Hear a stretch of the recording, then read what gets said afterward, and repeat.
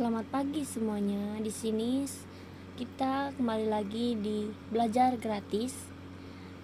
Saya di sini akan menjelaskan bab 2 dari elemen dasar arsitektur iot. Nah, seiring dengan perkembangan iot, kita perlu mengetahui apa saja komponen dasar yang mempengaruhi perkembangan iot, antara lain things, gateway, cloud gateway, streaming data processor, data lake, big data, warehouse, data analistik, machine learning, dan model ML generates, serta user application. Nah, untuk lebih jelasnya, mari kita lihat penjelasan di samping. Yang pertama, things. Things merupakan cakupan objek yang dilengkapi dengan sensor yang mengumpulkan data dan ditransfer melalui jaringan dan akuator yang memungkinkan sesuatu untuk bertindak, misalnya untuk menghidupkan atau mematikan lampu, membuka atau menutup pintu, menambah atau mengurangi kecepatan putaran mesin, dan banyak lagi. Konsep ini termasuk lemari es, lampu jalan, bangunan, kendaraan, mesin produksi, peralatan, rehabilitasi, dan segala sesuatu yang dapat dibayangkan. Sensor dalam semua kasus tidak melekat secara fisik pada benda-benda. Sensor mungkin perlu memantau, misalnya, apa yang terjadi di lingkungan terdekat dengan suatu benda. Selanjutnya ada gateways.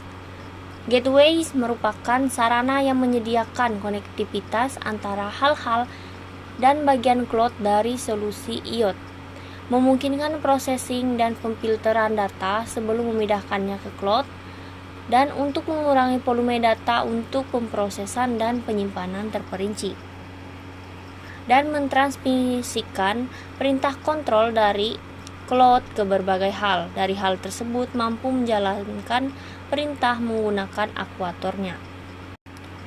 Selanjutnya, cloud gateway menjadi dasar dalam memfasilitasi kompresi data dan transmisi data yang aman antara gateway bidang dan server cloud iot. Ini juga memastikan kompatibilitas dengan berbagai protokol dan komunikasi dengan gateway lapangan menggunakan protokol yang berbeda tergantung pada protokol apa yang didukung oleh gateway.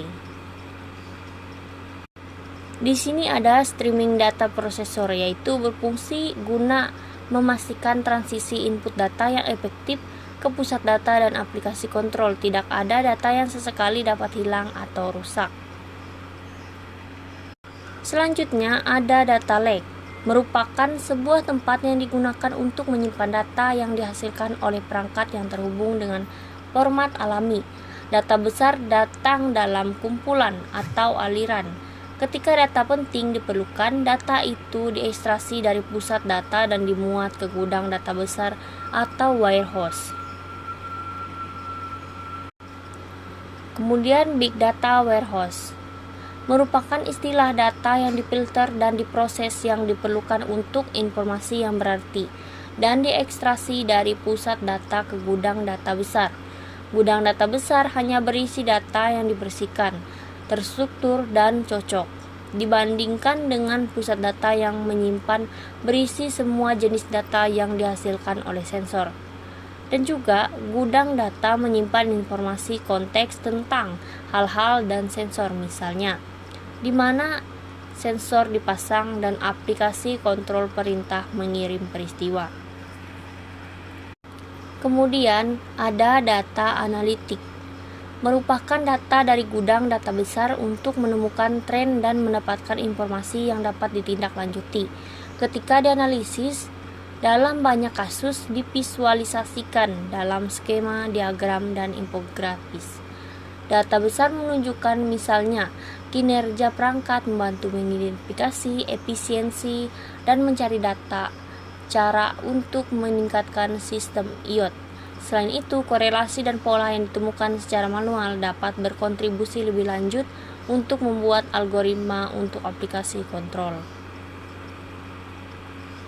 Kemudian selanjutnya ada machine learning dan the models ML generates.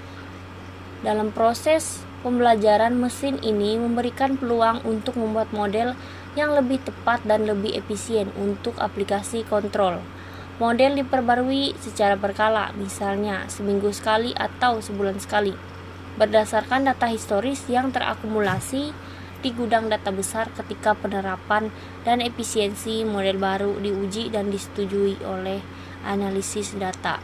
Model baru digunakan oleh aplikasi kontrol. Dan yang terakhir ada user application unsur dari komponen perangkat lunak dari sistem IoT yang memungkinkan koneksi pengguna ke sistem IoT dan memberikan opsi untuk memantau dan mengontrol hal-hal cerdas mereka, seperti mereka terhubung ke jaringan hal-hal serupa, misalnya rumah atau mobil, dan dikendalikan oleh sistem pusat. Dengan aplikasi seluler atau web, pengguna dapat memantau keadaan barang-barang mereka, mengirim perintah untuk mengontrol aplikasi, mengatur opsi perilaku otomatis, atau pemberitahuan dan tindakan otomatis ketika data tertentu berasal dari sensor. Nah, yang tadi adalah penjelasan dari saya selaku admin belajar gratis. Jika ada yang mau ditanyakan, silakan komen di bawah atau chat admin di kontak yang telah admin sediakan. Thank you.